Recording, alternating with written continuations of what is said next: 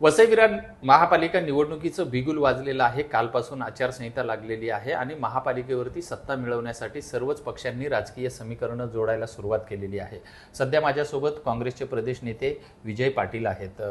Sir, काय सांगणार एकंदरीत की सध्या महापालिकेची सत्तेसाठी सगळे समीकरणं जुळवणं सुरू आहेत। काँग्रेस, बहुजन विकास आघाडी, मनसे, सेना हे सगळे एकत्र येण्याची सध्या चर्चा सुरू आहे। नेमकी आपली भूमिका काय आहे? आमचं पाहायला गेलं तर महाविकास आघाडीची आघाडी ही आहेच।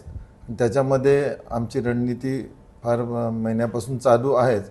पण आता चर्चेला असं आहे की बहुजन विकास आघाडी आमच्याबरोबर येऊ इच्छिते आणि आमचीसुद्धा आघाडीची इच्छा आहे की ते आमच्याबरोबर यावं आणि वसईला एक सर्व धर्मनिरपेक्ष असं राज्य चालावं।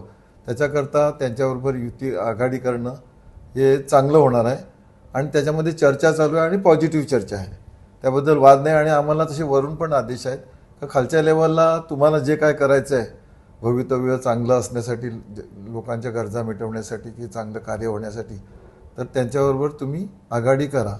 आणि तसेच त्याच्याबरोबर मनसेचं सुद्धा मला निरोप आला होता की आगाशीला मीटिंग झाली आणि आता ते सुद्धा आमच्यामध्ये इन्व्हॉल्व होत असल्यामुळे आमचं म्हणजे दुधात साखर पडल्यासारखं आणखी आघाडी गोड होणार आहे।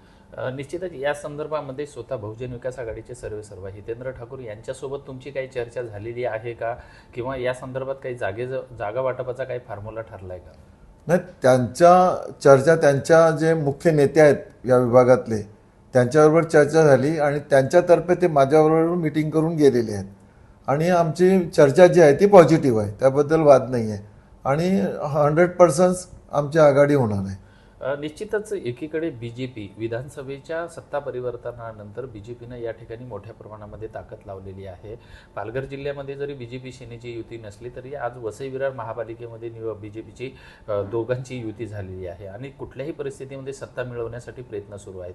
अशा वेळी तुमची ताकद नेमकी कशा पद्धतीने एकवटल्या जाणार आणि तुमची युती झाली तर नेमका कसा फायदा होऊ शकतो? आमची आघाडी झालेली आहे तर आमचं प्रत्येक मतदारसंघामध्ये आमची दोघांची मतं जर पाहिली तर त्यांच्यापेक्षा फार पुढे आहोत, त्याबद्दल वाद नाही आहे।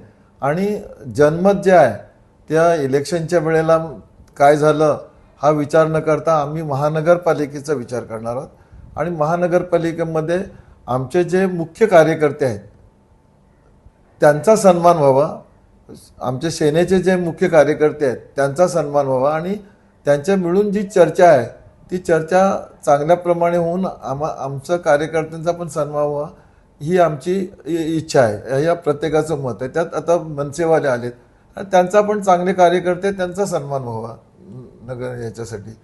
बीजेपीला रोखण्यासाठी तुमच्याकडे काय रणनीती आहे?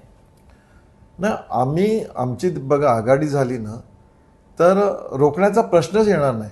आमचे आघाडीचे कमीत कमी ना 80-85% सीट येतील आणि शेवटी राज्य जे आहे ते राज्य महाविकास आघाडीचं आणि बहुजन विकास आघाडीचं मिळूनच बसणार आहे, त्याबद्दल कुठली पण वाद नाही आहे।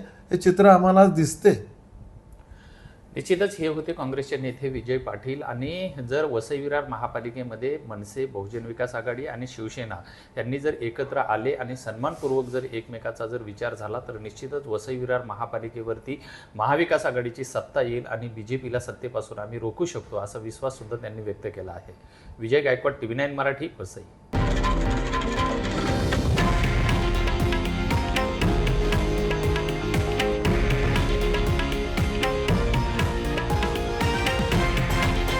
हे आहे देशातील नंबर 1 न्यूज नेटवर्क आणि आपण पाहत आहात TV9 मराठी, एकमेव।